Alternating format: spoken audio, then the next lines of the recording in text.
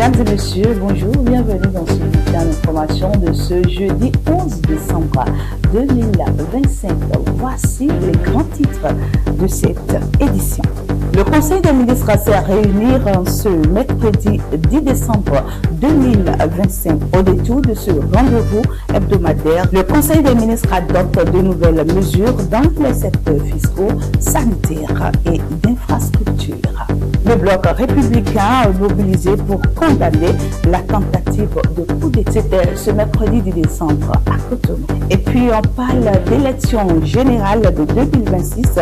La haute autorité de l'audiovisuel et de la communication précise le cadre réglementaire de la campagne médiatique. Voilà pour le sommaire du développement. C'est dans votre reste.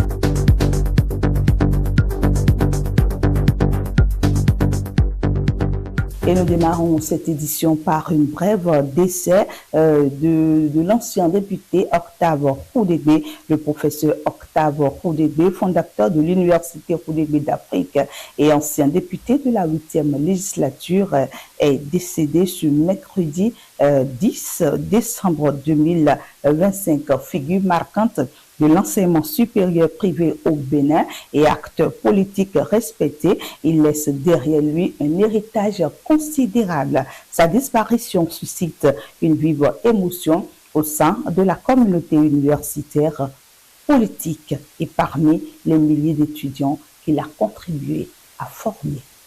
Je vous le disais en titre, le Conseil des ministres s'est réuni hier mercredi 10 décembre et a adopté plusieurs mesures importantes. Parmi elles, la modernisation des services fiscaux, le lancement de nouveaux projets sanitaires et équipements hospitaliers ainsi que la construction d'infrastructures de proximité, notamment une aire de jeu à Parakou. Compte rendu du Conseil des ministres avec le porte-parole du gouvernement, Léandre Wilfried Rumbidji. Ce mercredi 10 décembre 2025, le Conseil des ministres s'est réuni sous la présidence du chef de l'État, M. Patrice Talon. Les décisions que voici ont sanctionné la séance.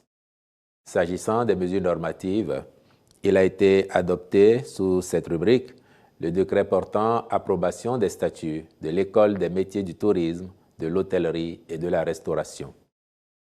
Au chapitre des communications, en point 1, mission de maîtrise d'ouvrage déléguée dans le cadre de projets de construction d'infrastructures sanitaires. Les travaux concernés sont relatifs à la construction et à l'équipement du Centre national universitaire de psychiatrie d'Alada, du Centre de santé de Paou, à la réhabilitation du bâtiment devant abriter la réadaptation cardiaque au Centre national hospitalier universitaire Hubert Koutoukou Maga de Cotonou. S'y ajoutent les travaux confortatifs indispensables pour la fonctionnalité du centre de traitement des épidémies de Natitengu. La présente mission devra être conduite sous l'autorité du ministre de la Santé en conformité avec le cahier des charges. En point 2, construction de bureaux au profit des services de la direction des impôts. Il s'agit d'une part d'ériger les centres des impôts pour les moyennes entreprises du littoral 2 et de l'Atlantique, les infrastructures dédiées aux petites entreprises de la commune d'Abomey-Calavi, puis, d'autre part, procéder à l'achèvement du bâtiment R+3 devant abriter la recette des finances de l'Atlantique. Ces projets sont initiés dans le but de répondre aux besoins opérationnels actuels de l'administration fiscale et s'intègrent dans la stratégie globale visant à optimiser l'efficacité et la sécurité, toutes choses induisant un minimum de confort pour les prestations du personnel et l'accueil des usagers. En vue d'assurer la bonne exécution des travaux, le Conseil a marqué son accord pour la contractualisation avec des sociétés expérimentées à l'effet de conduire les missions de maîtrise d'œuvre complète, de maîtrise d'ouvrage déléguée ou de contrôle technique selon le cas. En point 3, construction d'une aire de jeu de proximité à Parakou. Ce projet est destiné à assurer la disponibilité en infrastructures sportives modernes avec des terrains adaptés à proximité des populations pour la pratique de certaines disciplines. Des locaux techniques et autres équipements confortatifs sont également prévus, le but étant d'encourager le sport de compétition par les jeunes. Des contrats pour la maîtrise d'œuvre complète et le contrôle technique sont autorisés en vue du démarrage effectif des travaux proprement dits Et sur le plan politique, le bloc républicain a organisé une grande mobilisation pour condamner fermement la tentative de coup d'État déjouée le dimanche écoulé. Les responsables ont réaffirmé leur attachement aux institutions républicaines, la nécessité de préserver la paix et la stabilité dans le pays et l'importance pour chaque citoyen de rester vigilant pour consolider la démocratie. Abdoulaye Biotchane et les siens se sont réunis à Cotonou pour cette grande mobilisation citoyenne. Tenter à la vie de nos institutions, tenter à la vie des populations du Bénin en disant qu'on veut faire un coup d'État à un président qui est en train de finir son mandat. Ça lui reste 6 mois pour finir son mandat. Nous sommes là pour dénoncer ce putsch. Nous sommes là pour dire non, le Bénin est debout derrière le chef de l'État. Aucun acte de sabotage, aucune manœuvre de l'ombre ne viendra détourner le Bénin de sa trajectoire de paix, de progrès et de stabilité. Aux familles éplorées, nous disons, vous n'êtes pas seuls.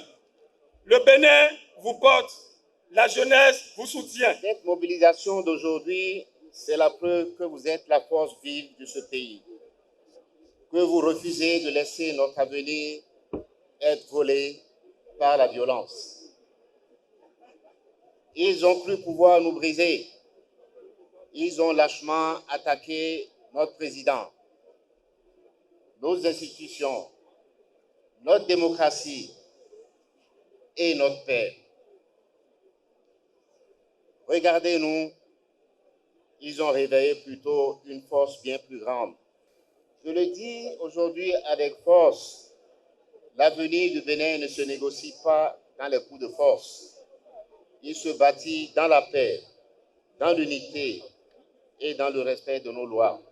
Vous êtes tous ici et à l'intérieur du pays les architectes du Bénin de demain. Un Bénin uni, pacifique et respectueux de ses lois pour que le Bénin poursuive son chemin vers le développement auquel nous aspirons tous. Et dans le même élan, les présidents des institutions de la République ont publié des communiqués officiels hier, mercredi 10 décembre 2025.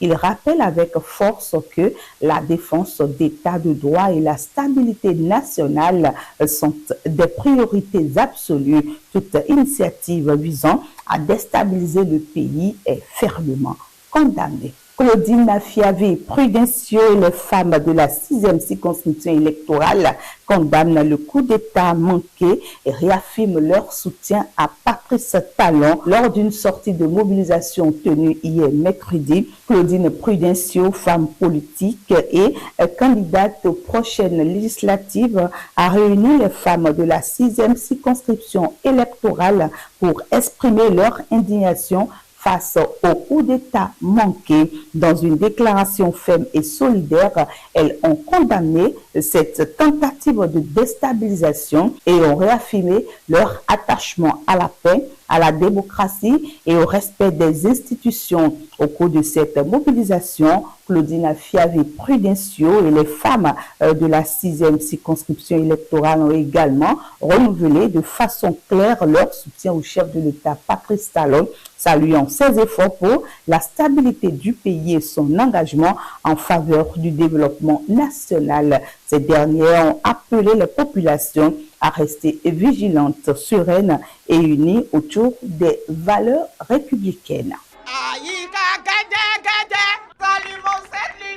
Pour le peuple béninois qui est resté debout. Nous n'avons d'autre choix que d'unir nos forces afin de barrer la voie aux imposteurs qui tentent de faire croire à l'opinion qu'ils sont des sauveurs. Femme, vous êtes l'énergie qui déjoue la résignation. Talon, mais d'agbewe. Nous devons c'est do beneto mais bon do trato bitono. Mais mon coton moi na dokuni bois. Après la tentative de coup d'État, le CNPA Bénin et l'UPMB ont salué le professionnalisme des journalistes pendant la crise. Elles ont insisté sur la qualité de l'information diffusée et le rôle central des médias dans la préservation de la cohésion sociale. Et il y a quelques semaines, des élections générales de janvier 2026 La Haute Autorité de l'audiovisuel et de la communication a défini le cadre réglementaire de la campagne médiatique. Elle précise les horaires d'expression des partis, la durée des interventions et le respect du pluralisme et de l'équité afin de garantir une information juste et équilibrée en cette période électorale. C'est tout pour cette édition de ce jeudi 11 décembre 2025. Et souvenons-nous de ceci, chers internautes, la stabilité d'une nation ne repose pas seulement sur ses institutions, mais sur la vigilance et l'engagement de chaque citoyen. C'est sur ces mots que je vous laisse donc en vous souhaitant vous retrouver très prochainement sur nos canaux digitaux. À bientôt.